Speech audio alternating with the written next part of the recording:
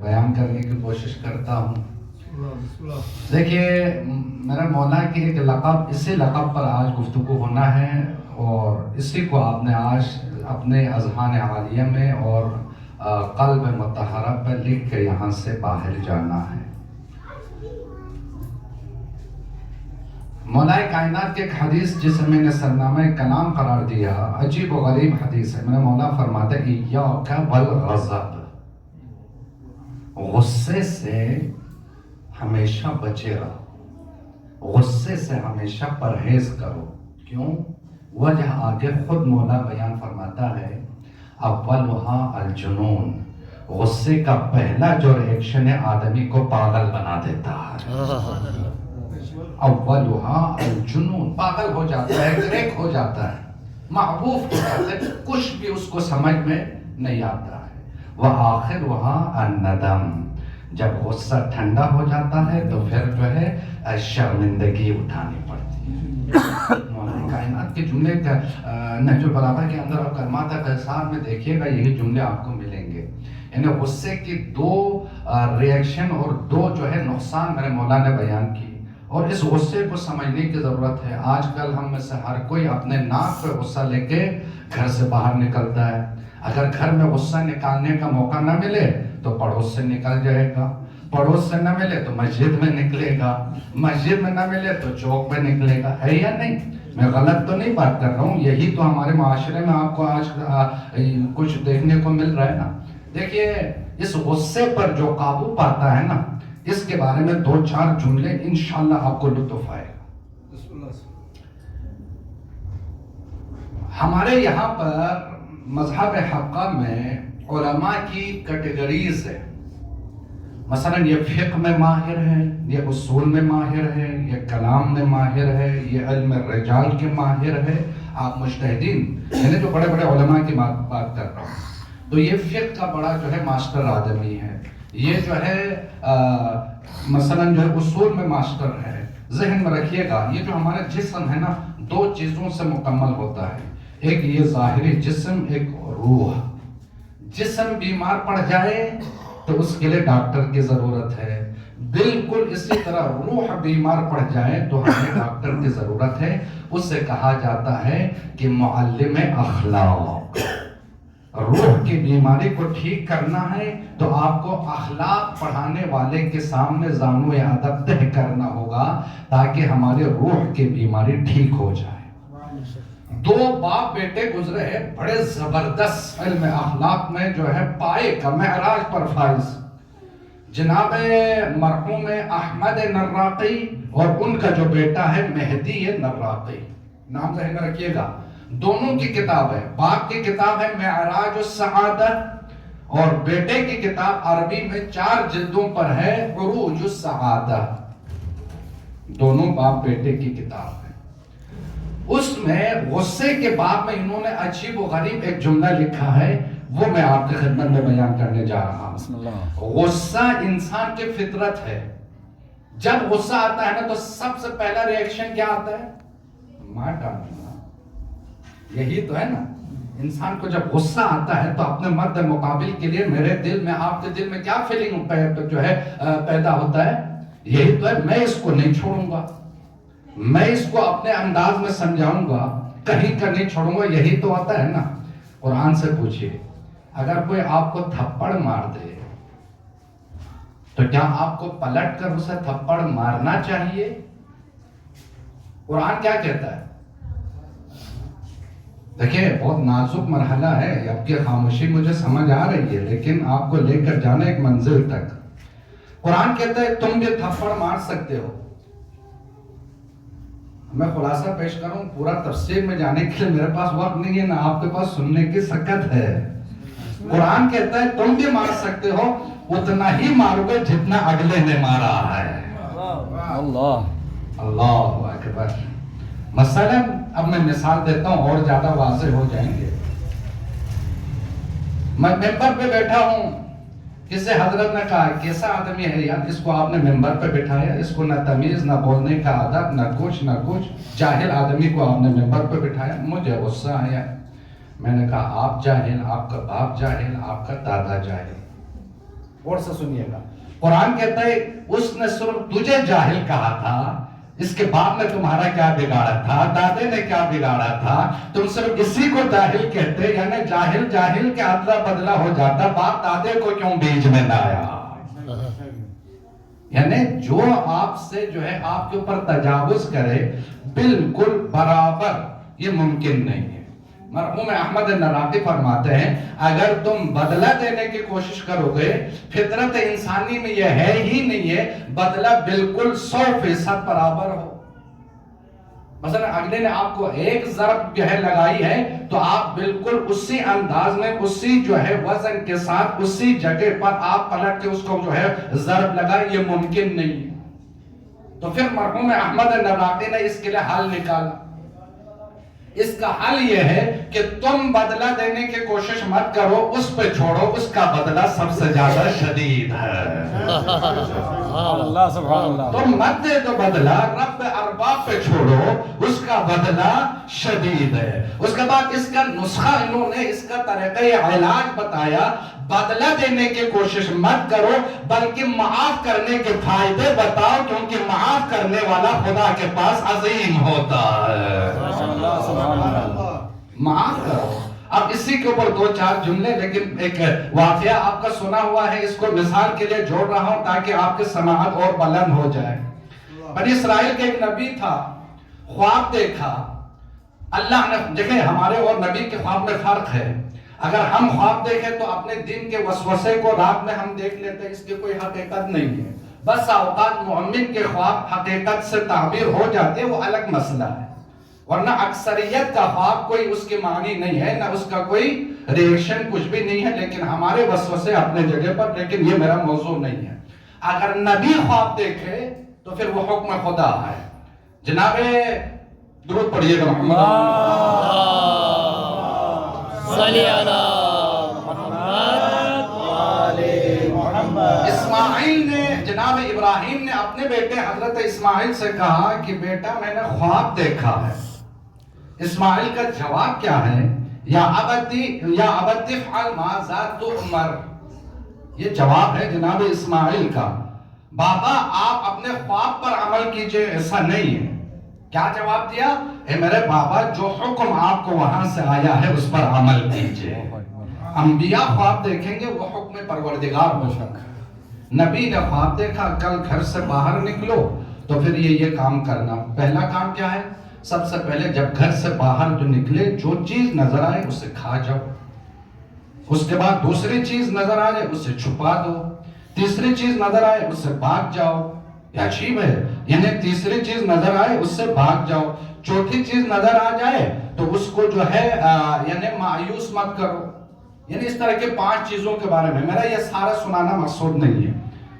نبی باہر نکلے، جیسے ہی گھر کا دروازہ کھلا وہ کالا پہاڑ، یا علی مدد، اتنا بڑا کالا پہاڑ، ہم اور آپ ہوتے تو کیا کرتے؟ خواب ہی تو دیکھا ہے، میری کیا مجال ہے یہ کالا پہاڑ میں کھا جاؤں؟ لیکن وہ نبی ہے، اس کا ایمان خدا پر جو ہے مکمل ہے، وہ خدا کا نمائندہ ہے۔ اس نے کہا حکم خدا ہے نا، تو خدا کا حکم ہے تو مجھے آگے بڑھنا ہے۔ کھا سکے یا نہ کھا سکے وہ بات کا مسئلہ ہے، لیکن حکم پر عمل کرنا ہے۔ آگے بڑھے، چھوٹا ہوتا گیا، چھوٹا ہوتا گیا، جتنے آگے بڑھتے تھے، بڑھتے جاتے تھے، وہ پہاڑ چھوٹا ہوتا چلا گیا۔ جب قریب پہنچے تو بننے والا بن گیا۔ کراچی کا سب سے زیادہ بہترین مشہور غذا کیا ہے؟ مٹھائیوں میں گلاب جامن نا، بالکل چھوٹا سا ایک لقمہ بن گیا، ہاتھ میں اٹھایا، منہ میں رکھا، اتنی شیرین اور لذت دار ایک جو ہے نوالا بن گیا، کھا لیا، آگے بڑھے۔ ایک تشت کے اندر جواہرات، سونے چاندی بھرا ہوا نظر آیا، حکم یہ ہے کہ اس کو چھپانا ہے۔ گڑھا کھودا، اس کے اندر ڈال دی، آگے بڑھے، یا علی مدد، پلٹ کے دیکھا وہ پھر ظاہر ہو گیا تھا، لیکن نہیں۔ تیسری چیز ہے اس کو دیکھے، جو چیز دیکھے لے کر آنا ہے۔ چوتھی چیز جس کو دیکھے بھاگ جانا ہے۔ اب وہ بھاگ جانے والی کوئی چیز کے بارے میں جو ہے علماء کے مختلف بہت سارے آراء ہیں، وہ میرا آج موضوع نہیں ہے۔ پانچویں چیز جو چیز نظر آ جائے اس کو مایوس نہیں کرنا ہے۔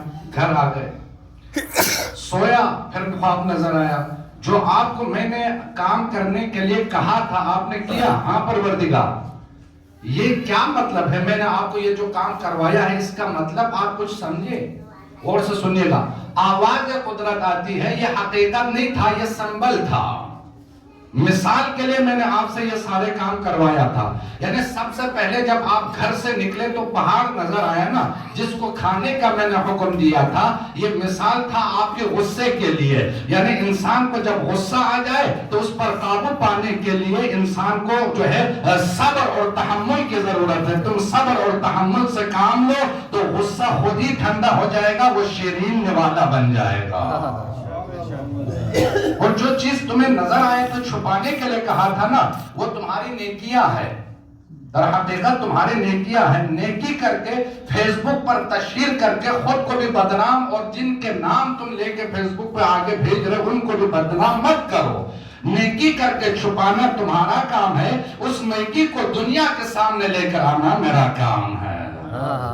اس کے بعد جو تیسری چوتھی چیز ہے، یعنی جس چیز کو دیکھیں تو بھاگ جاؤ. تو وہ کیا دیکھا تھا؟ ایک مردار دیکھا تھا، مرا ہوا کتا یا گدھا جس سے تعفن اٹھ رہی تھی. نبی اسے دیکھ کے بھاگا تھا. کہا در حقیقت یہ مثال ہے تمہارے معاشرے میں رہنے سہنے اور تمہارے اٹھنے بیٹھنے کے لیے. یعنی جہاں غیبت ہو رہی ہو وہاں سے آپ کو بھاگ جانا چاہیے.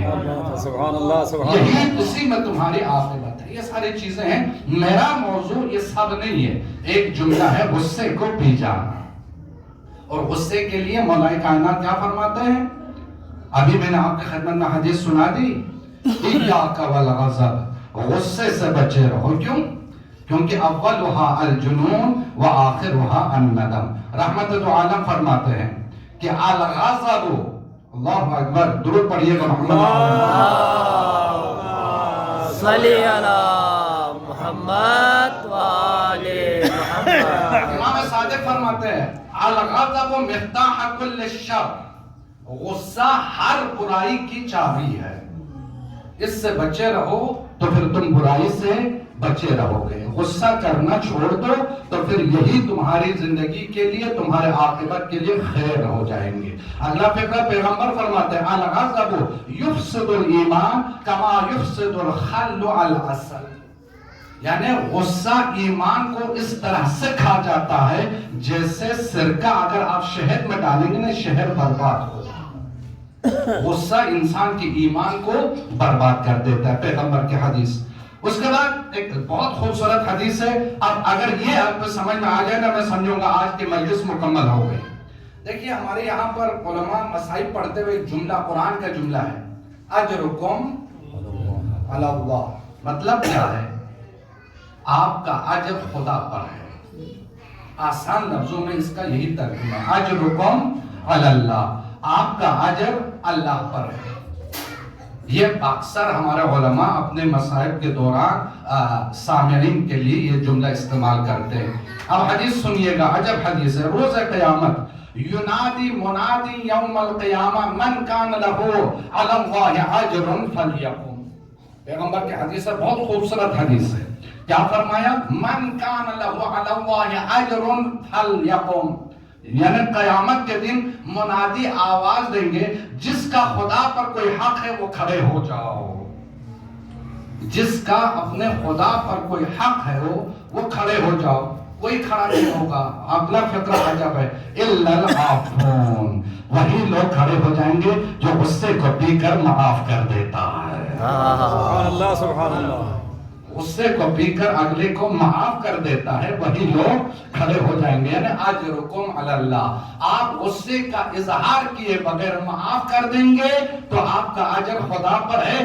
محشر کے میدان میں وہ اجر خدا آپ کو عطا کر دیں گے. درود پڑھیے گا، صلی علی محمد وآل محمد. اور پیغمبر کی حدیث یہ بھی ہے، من عفا واصلح فاجرہ علی اللہ. جس نے معاف کر دیا، حالت غصے میں اپنے مد مقابل کو معاف کر دیا اور دو لڑنے والوں کے درمیان صلح کی، فاجرہ علی اللہ، اس کا اجر اس کے خدا پر ہے. خدا پر جس پر اجر ہو وہ خدا کبھی اس کو حال ہاتھ چھوڑے گا، وہ خدا کبھی اس کو تنہا چھوڑے گا نہیں، چھوڑے گا. حالت زار میں خدا اس کے لیے وہ اجر عطا کر کے اس کو راحت میں بدل دیں گے. اگلا فقرہ عجب ہے، اب اس کے بعد 2-4 جملے اور میں جلدی سے ختم کرتا ہوں، آپ میرے ساتھ رہیے گا، درود پڑھیے گا محمد اللہم صلی علی محمد وآل محمد۔ بلاغہ میں مولا کائنات کے کلمات قصار کے 2 یا 3 جملے بڑی عجیب و غریب اور نفیس جملے ہیں، اس کو اپنے لوح دل پر لکھ لیجئے گا۔ مولا کائنات فرماتا ہے کن عفوا فی قدرتک، اے لوگو طاقت رکھتے ہوئے عفو کرنا سیکھو، طاقت کے ساتھ معاف کرنا سیکھو، بدلہ دینے کی طاقت رکھتے ہوئے معاف کرنا سیکھو۔ اس کے بعد اگلا فکر عجب ہے، مولا فرماتے ہیں جوادن فی عسرتک، یعنی مجبوری میں سخی بننا سیکھو۔ اور اس کے بعد تیسرا موسرن فی فاقتک، حالت فاقہ میں اظہار کرنا سیکھو۔ جب تمہارے اندر یہ 3 صفتیں پیدا ہو جائیں نا، میرا مولا عجب جملہ فرماتے ہیں کہ اب تم یہ سمجھ لو کہ توکل لکل فضائل، تمہارے اندر فضائل مکمل ہو گئے۔ نگاہ پروردگار میں تم ایک مکمل مومن بن کر تم ظاہر ہو گئے، اگر تمہارے اندر یہ 3 صفتیں پیدا ہو جائے، یعنی طاقت کے ساتھ معاف کر دینا، یعنی مجبوری میں یعنی لوگوں کو بانٹ دینا، فاقے کے عالم میں اظہار کر دینا۔ اگر تمہارے اندر یہ 3 صفتیں پیدا ہو جائے تو سمجھ لو اللہ کے نگاہ میں تم مکمل ہے۔ میں نے پوری کائنات میں نظر دوڑائی، کوئی نظر نہیں آیا، بس فاطمہ کے گھر میں مجھے کچھ لوگ نظر آئے جو طاقت رکھتے ہوئے معاف بھی کر دیتے ہیں، حالت عسر میں یہ جواد بھی ہے، فاقے کے عالم میں کبھی مسکین کو دیتا ہے، کبھی فقیر کو دیتا ہے، کبھی اسیر کو دیتا ہے۔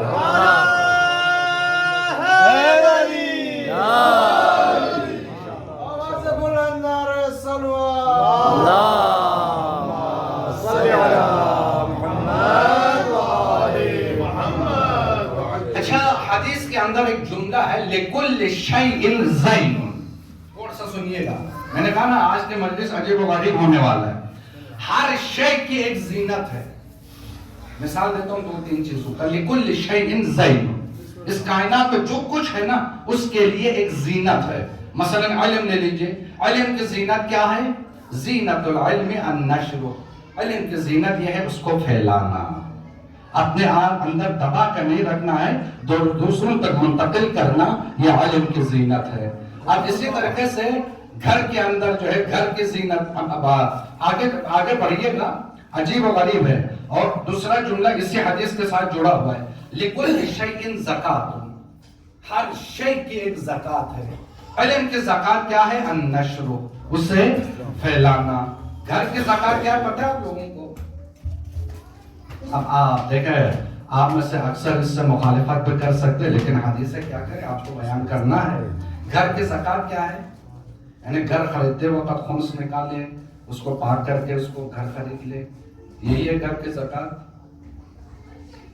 یہ مجلس ہے لیکن آپ کو ساتھ لے کے بھی چلنا ہے، ذہن میں رکھیے گا کیا ہے گھر کی زکوٰۃ۔ غور سے سنیے گا، گھر خریدتے وقت گھر کے جو پیسے ہیں اس سے خمس نکالنا، اس کو پاک کرنا، یہ تو واجبات میں ہے، لیکن جو گھر کی زکوٰۃ حدیث میں آیا ہے وہ کیا ہے؟ آپ سنیے گا، حدیث کا جملہ عجب ہے عزیزو، وَزَكَاةُ الدَّارِ بَيْتُ الضِّيَافَةِ، گھر کی زکوٰۃ مہمان خانہ ہے۔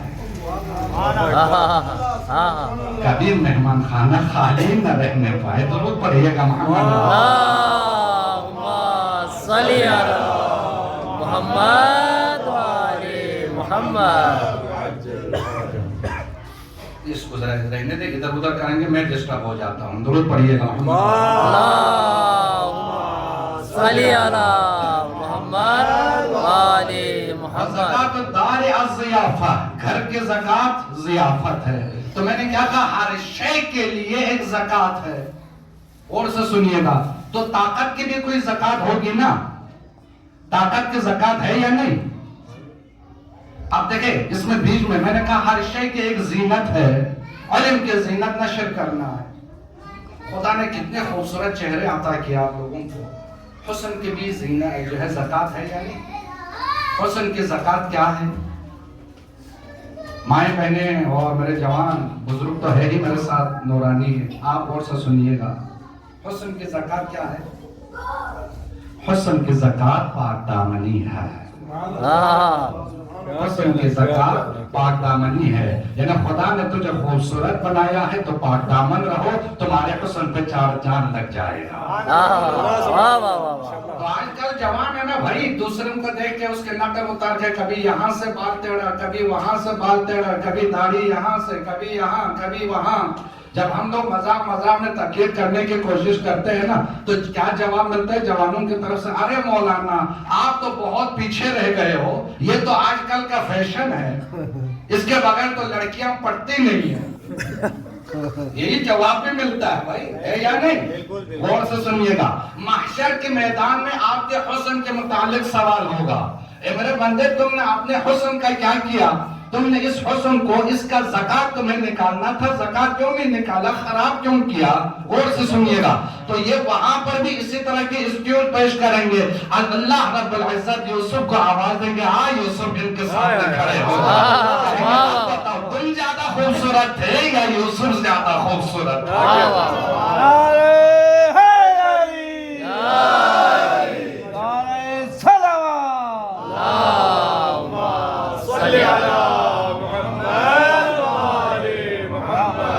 حسن کی بھی زکات ہے بھائی, اس کی زکات ادا کیجئے آپ مومن رہیں گے.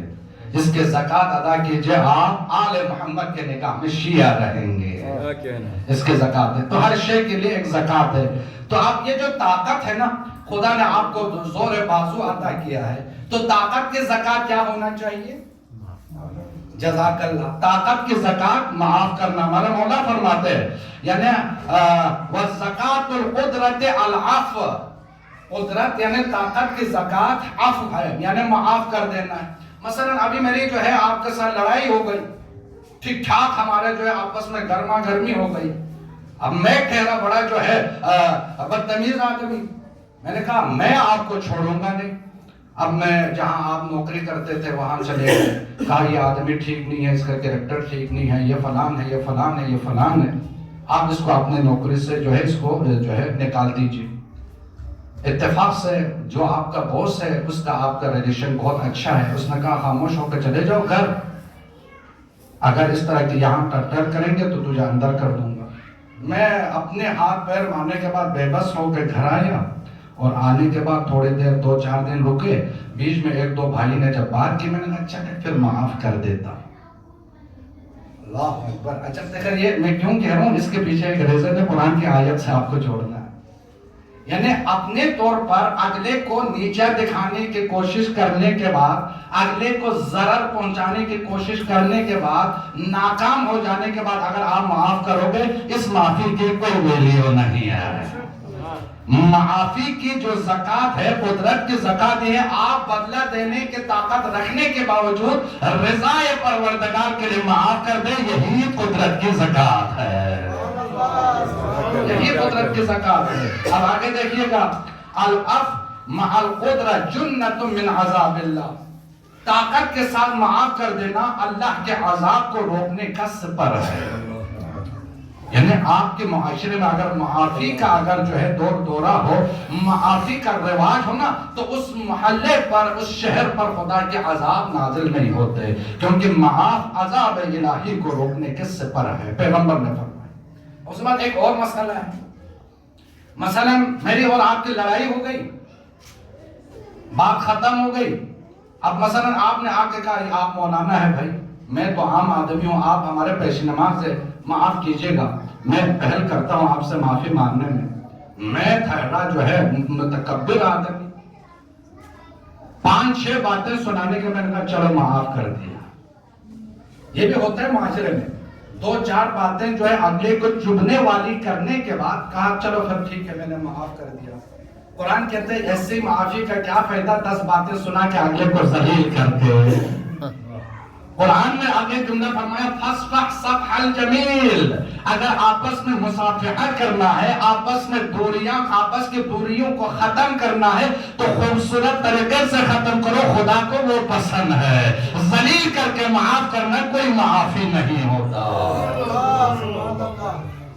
اسلوبی کے ساتھ قرآن کا جملہ فَاصْفَحْ صَفْحَ الْجَمِيلِ, یعنی جمال کے ساتھ، خوبصورتی کے ساتھ اگلے کو معاف کرنا اللہ کے نگاہ میں اسے معاف کہتے ہیں، معافی کہتے ہیں۔ سمجھ میں نہیں آیا؟ مثال دیتا ہوں، درود پڑھیے گا۔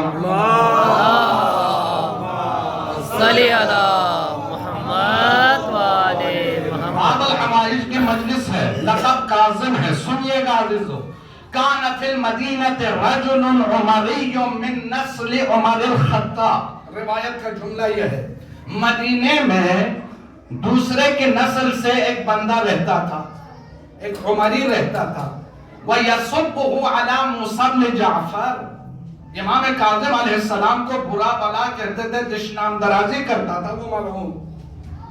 صرف امام موسیٰ کاظم کو نہیں، امام کے سامنے علی بن ابی طالب کو دشنام درازی کرتا تھا۔ انتہائی بدتمیز اور بدمزاج انسان۔ ایک دن مولا کے اصحاب ساتھ تھے، اس نے بدتمیزی شروع کر دی، تو ہمارا جیسا کوئی جو ہے جذباتی رہا ہوگا، کہا مولا آپ اجازت دیجئے مار ڈالوں گا۔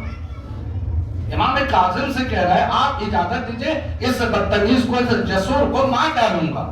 امام نے سختی سے منع کر دیا، خبردار کوئی اسے کچھ نہیں کہیں گے، کوئی اس کو کچھ نہیں کہیں گے، اسے اپنے ہاتھ پہ رہنے دو۔ اس نے جو کچھ منہ میں آیا بکا چلا گیا۔ اب کھیت کھلیان کا زمانہ، اس زمانے میں جو ہے کھیتی باڑی کی جو ہے روزی روٹی کا ذریعہ تھا، یا وہ جو ہے عمری اپنے کھیت میں کام کر رہا تھا۔ اگلے دن اب گیدان سر بہتر مرالا سل ذکر ہمارے سمجھائے گئے ہیں ماتی انا اگر تب سے تو جی ناجون سوچک سون زسنا رہنا دم جی مالک کو رچان تے تکلیف ہے سوات لا یار سو بسپام پر تھاگن چاگر سو سون زسنا تے تکلیف ہے گوئے رہے ہیں۔ اگلے دن مولا اپنے سواری کے ساتھ اس کے جو ہے اس عمری بندے کے جو ہے کھیت میں پہنچ گئے۔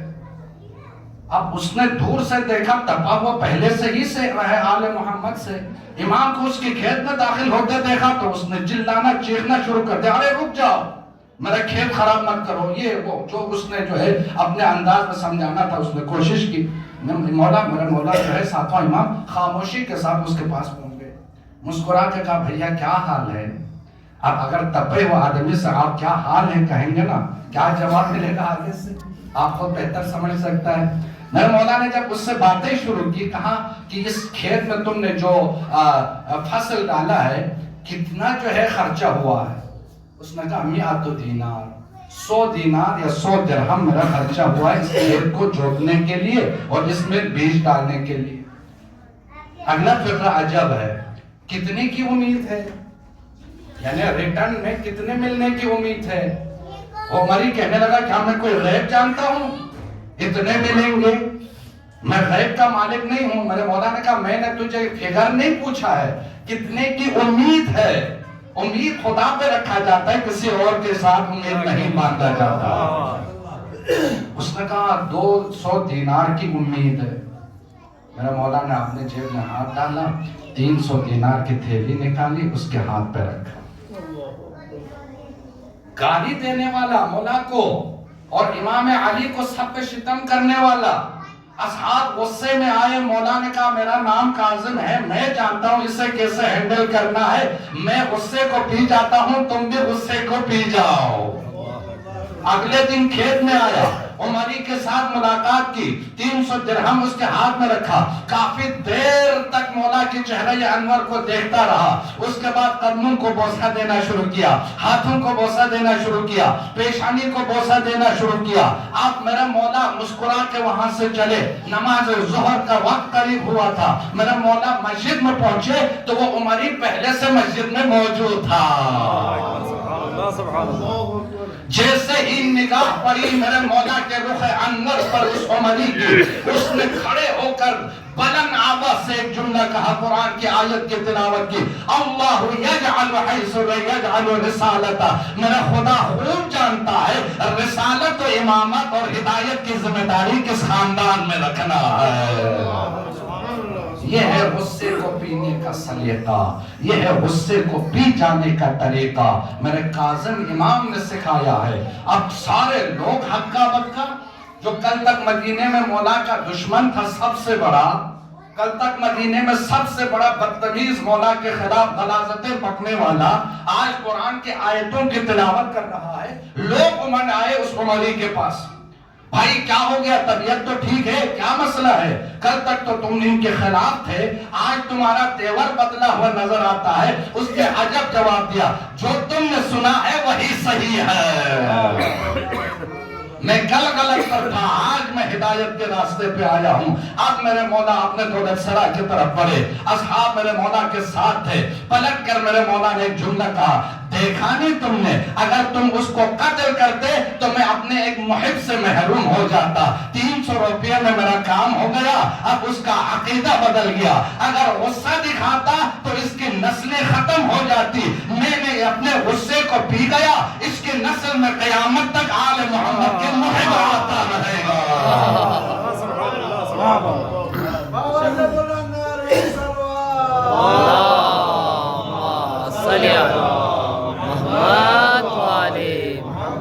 یہ ہے عزیزو, ایاک والغضب, اے لوگو غضب سے بچو, غصے سے بچو.